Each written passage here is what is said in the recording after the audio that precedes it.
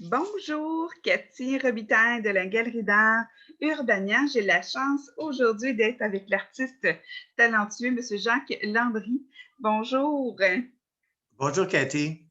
on est content de t'avoir avec nous. J'aurais des petites questions à te poser pour mettre en lumière ton talent d'artiste et apprendre à mieux connaître ce que tu fais, ta technique, tes collections, etc.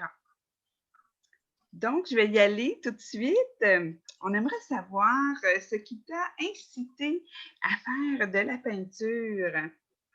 Ben, un peu comme tous les artistes, lorsqu'on est plus jeune, on dessine toujours, on crayonne, on fait des choses. Fait que, ma marraine, voyant ça, elle m'a acheté un kit de peinture à l'huile. Mais ça m'a pris un petit peu de temps à vraiment expérimenter l'huile. J'ai suivi des petites formations, le fusain, l'aquarelle, puis l'acrylique. C'est vraiment en 94 quand j'ai rencontré Gérard Boulanger dans son atelier, un artiste de Cap-Rouge. C'est un artiste qui est tellement passionné et j'aimais beaucoup son jeu d'ombre et de lumière. Je lui avais dit, il dit, ben, je donne des ateliers durant la semaine, surtout le lundi. Fait, j'avais dit, écoute, garde mon nom. Le lundi, il m'appelait pour m'offrir la possibilité d'être dans une de ses ateliers. Donc, j'ai comme pas eu le choix, je peux pas lui dire non. Et j'étais bien content de commencer à vraiment expérimenter un peu plus loin avec l'aide de Gérard, la peinture. Ah, c'est intéressant. Tu as un style vraiment particulier. Tu travailles notamment la spatule. J'aimerais en savoir davantage, autant sur ton style que ta technique. OK. C'est ça, les gens, des fois, en regardant mes tableaux, ils disent, ah, c'est un style naïf, mais je pense que c'est à cause de mes personnages. Mais moi, j'aime dire que j'ai un style plutôt figuratif, mais expressif. De plus en plus, je travaille à simplifier mes œuvres. Là, j'aime ça, reproduire une scène, mais pas juste la reproduire, mais raconter une histoire, passer une émotion, un petit moment magique. Euh, Yves Ayotte, en 2010, m'avait fait découvrir l'utilisation de la spatule et c'est là que je suis revenu à l'huile. Dans ma technique, au niveau de l'huile, je travaille wet on wet, c'est-à-dire, il ne faut pas que la peinture sèche pour être capable de travailler en épaisseur. J'aime composer mes mélanges de couleurs moi-même. Là, je pars jamais avec des couleurs directement du tube. Je trouve que ça garde l'harmonie. Je fais toujours une Des genre petites de recettes. barre. Hein? Des petites Excuse-moi. recettes de peinture. Oui, c'est ça. Je me crée une base qui va servir à garder l'harmonie dans mon tableau. Là.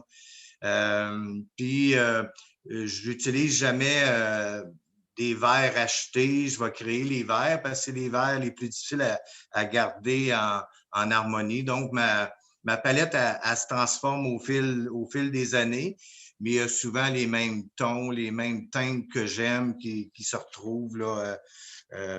Des couleurs vives, vibrantes, des contrastes qui s'accentuent. Là. Fait que ça, c'est vraiment dans mes tableaux, les gens reconnaissent mes couleurs souvent. Oui, puis j'aimerais que tu nous parles notamment de tes collections. Il y a deux magnifiques tableaux derrière toi, notamment sur le thème de la musique. Parle-nous de tes collections. Oui, effectivement. Ben, j'ai par période, en fonction des projets que j'ai durant l'année, je vais adapter mes compositions en fonction de ça. Là. C'est certain que les dernières années, j'ai fait beaucoup de vieux villages, de vieilles maisons. J'aime beaucoup le patrimoine bâti, là, donc ça m'attire. Même mon épouse et moi, on en a rénové plusieurs vieilles maisons, mais maintenant, je suis plus loin de les acheter. J'ai juste à les peindre, puis à les peindre, à les rénover sans que ça me coûte trop cher. Oui. Euh, Comme signature, depuis quand on parle de collection, j'ai quand même depuis 2000, sur mes œuvres, on retrouve souvent des musiciens, des chanteurs, des instruments de musique. C'est devenu presque ma signature. Là. Les gens, quand ils voient mes tableaux, ils disent, ah, ça doit être un Jacques Landry. Là. Puis souvent, on me pose la question, Jacques, est-ce que tu es musicien? Non, je ne suis pas musicien. je suis meilleur avec une spatule qu'avec un instrument de musique. Oui, on a d'ailleurs eu beaucoup de bons commentaires concernant tes œuvres à la galerie qui touchent les gens, autant les gens qui sont dans le milieu artistique, autant les gens qui aiment la musique, etc. Donc, tu as vraiment une composition intéressante pour cette collection-là. Tes œuvres aussi de maison là, qui interpellent les gens. Est-ce que tu peux faire des commandes si les gens ont un intérêt pour faire leur maison? Oui, ça m'arrive régulièrement. Là, j'ai des gens qui m'approchent puis ils me disent genre, je vais donner un cadeau à mes parents. Je voudrais que tu fasses la maison qui était sur la terre ancestrale. Là. Fait que c'est des choses, oui, que je fais. Des fois, je vais travailler par photo.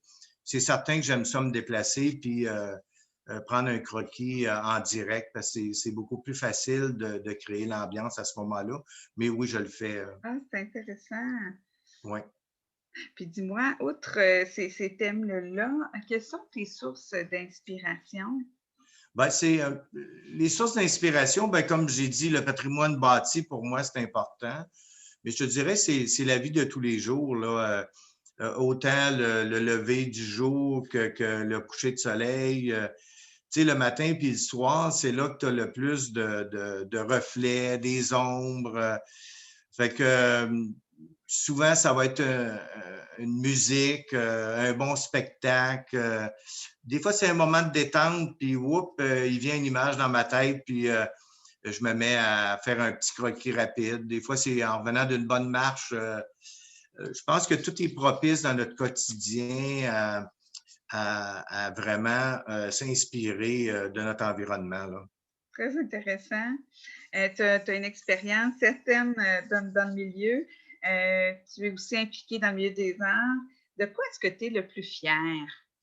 Ben, souvent, je dis aux gens, dans le fond, j'ai pris une retraite à 50 ans, puis quand je suis parti d'une fonction qui était très, très rationnelle, je leur ai dit, ah, j'aimerais ça prendre du temps pour développer, laisser libre cours à mon côté plus créatif. Fait que les gens étaient surpris que je dise c'était parce que je voulais pas nécessairement trouver une job à plein temps, mais plutôt prendre le temps de contribuer. Dans ce que je suis le plus fier, je pense que je m'implique beaucoup au niveau des artistes peintres. Je veux vraiment faire avancer la cause des artistes de peintres, surtout la reconnaissance de l'artiste peintre au Québec. Ça ne se compare pas à ce qui se passe en Europe où les artistes sont vraiment sur un piédestal. Au Québec, c'est beaucoup plus difficile. Fait que pour moi, je me suis toujours donné comme mandat à la retraite d'aider à faire avancer la cause. Je suis vraiment content de ma progression depuis ma retraite en 2007. J'ai fait plusieurs symposiums importants. J'ai gagné un prix du jury à couleur urbaine à Granby en 2012, un reportage bilingue dans Magasinor, une exposition solo que j'ai fait ici à Saint-Bruno qui s'appelait Nostalgie en 2018, puis j'avais plusieurs bâtiments historiques de Saint-Bruno. J'ai été président d'honneur au symposium de l'Histoire, puis bien sûr, mon séjour à la Galerie d'art Urbania, qui est une belle réussite aussi pour moi, là. On a la même passion, je pense, aussi pour l'art, pour les artistes et pour la cause. C'est bien agréable de voir des gens qui s'impliquent dans ce domaine. Si là, je te donnerais là, toute la possibilité là, d'atteindre tes rêves, à quoi ça ressemblerait? Ben, je te dirais dès le départ que je suis un petit peu très terre à terre. Hein? Les grands rêves, je les laisse aux autres.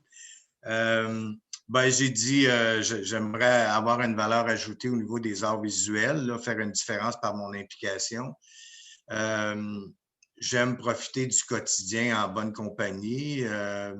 Tantôt, je te disais, on a un projet de rénover un chalet. Ben, ça fait partie de mon côté manuel, mais de mon côté artistique aussi. On aime récupérer.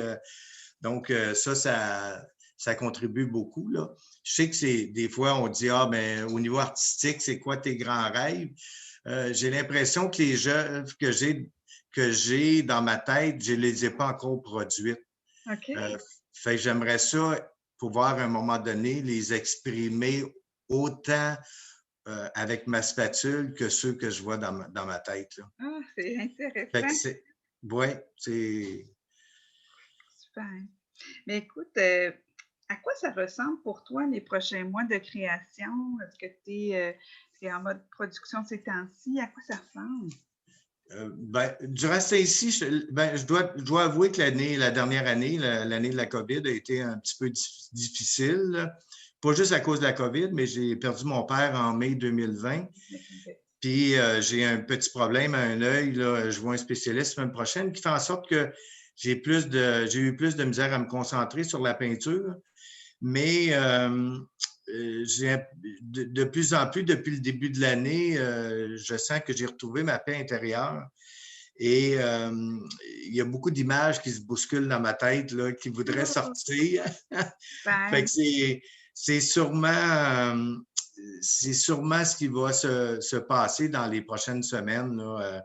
J'ai hâte de pouvoir, dès que mon problème d'œil va être réglé, Oui, oui, oui. c'est certain que j'ai le goût Vraiment en production. d'être en production et de peut-être présenter quelque chose d'un peu différent.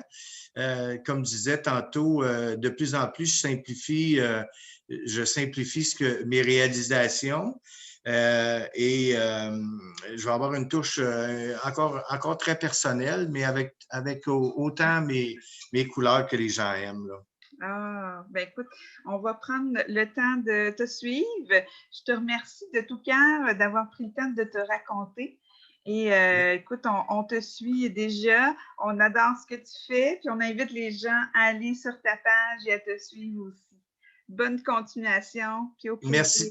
Merci beaucoup, Cathy, pour ce que tu fais pour les artistes, tous les efforts que tu fais pour nous. C'est très apprécié.